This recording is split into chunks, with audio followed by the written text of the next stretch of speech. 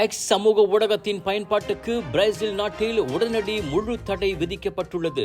பிரேசிலில் சட்ட விவகாரங்களுக்கான பிரதிநிதியை நியமிக்க எக்ஸுக்கு விதிக்கப்பட்ட காலக்கெடு முடிந்ததால் அந்நாட்டு உச்ச நீதிமன்றம் அந்த அதிரடி அறிவிப்பை வெளியிட்டது. எக்ஸ் தளம் முடக்கப்பட்டு விட்டதை அடுத்த 24 மணி நேரங்களுக்குள் நீதிமன்றத்திடம் உறுதிப்படுத்த வேண்டும் என அந்நாட்டு தொலைத்தொடர்பு ஒழுங்குமுறை ஆணையம் உத்தரவிடப்பட்டுள்ளது. எக்ஸ் தொடர்பான நீதிமன்ற ஆணைகள் அனைத்திற்கும் அந்நிறுவனம் கட்டுப்படும் வரையில் அத்தடை தொடரும்.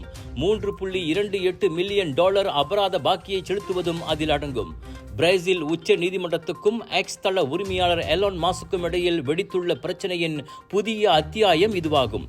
தணிக்கை உத்தரவுகளுக்கு எதிர்ப்பு தெரிவித்து 3 வாரங்களுக்கு முன் பிரேசிலில் உள்ள தனது அலுவலகத்தை மூடியதோடு ஊழியர்களையும் எக்ஸ் பணியிலிருந்து நீக்கியதே இப்பிரச்சனையின் தொடக்க புள்ளியாகும்.